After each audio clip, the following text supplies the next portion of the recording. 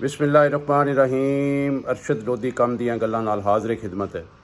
दोस्तों, अज एक बहुत ही दिलखराश वाक़या जिहड़ा मेरी नज़र दे अगों गुजरिया, वो कुछ इस तरह सी कि एक बेटा जिहदा बाप बचपन च फौत हो गया और उहदी माँ ने उन्होंने लोगों के घर च काम कर करके, मेहनत कर करके, मशक्कतां कर करके उन्होंने पालिया, जवान किया।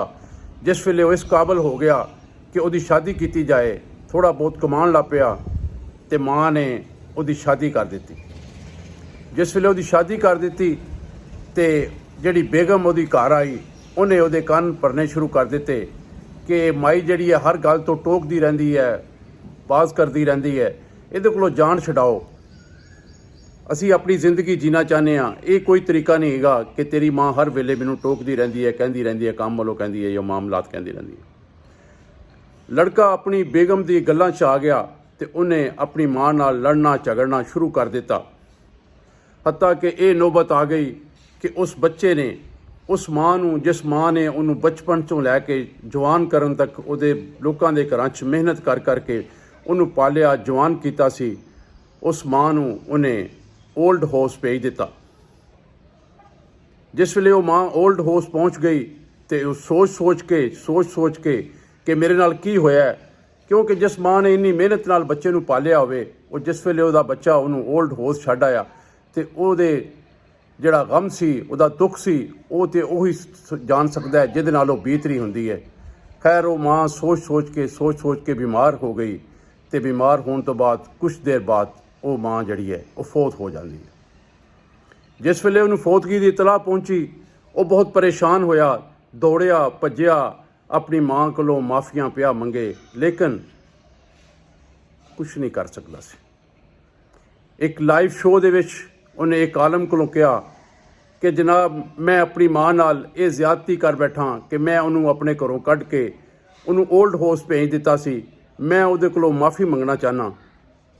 तो उस आलम ने कहा कि की कबाहत है, उहदे कोल जा, उहदे कोलों माफ़ी मंग लै, उहदे पैरीं पै जा, उहदा तरला मिन्नत कर ले, उन्होंने अपने घर लै आया अगर तेरे दिल दे विच ये ख्याल आ गया कि मैं अपनी माँ कोलों माफ़ी मंगना चाहना।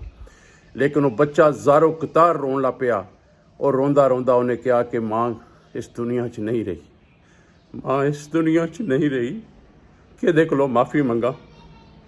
तो दोस्तों, इस तो पहले कि ये मावां ठंडियां छावां ये दुनिया छड़ जान तो तुसी उन्हां कोलों माफ़ी भी ना मंग सको, खुदारा अपने माँ बाप की कदर कर लो, अपने माँ बाप की खिदमत कर लो तो अपने माँ बाप के पैरीं पै के उन्हां कोलों माफ़ी मंग लो। अगर जिंदगी दे विच तुसी कदी माँ बाप का दिल दुखाया है या उन्होंने परेशान किया तो माँ बाप कोलों माफ़ी मंगो तो अपनी आकबत संवार लो, क्योंकि जिहदा माँ बाप दुनिया तो नाराज़ चला गया उहदे वास्ते जन्नत का खुशबू भी जड़ी है वो भी नहीं जे मिलनी, उसकी जन्नत की खुशबू भी नहीं सूंघ सकता, दोज़ख उहदा मुकद्दर हो जाएगा। अल्लाह ताला सानू सारिਆਂ ਨੂੰ अपने माँ बाप की खिदमत करन दी तौफीक देवे, अपने माँ बाप की खिदमत करन दी तौफीक देवे। तो सुनियो, गल पसंद आई होए लाइक कर दिओ, शेयर कर दिओ। ਜਿਹੜੇ दोस्त चैनल च नवे ने सबसक्राइब करो, चैनल च शामिल हो जाओ। तो कल फिर इंशाअल्लाह इस तरह की कोई चंगी जी गल तुहानू सुनावांगा। कल तक इजाज़त, अल्लाह हाफिज़।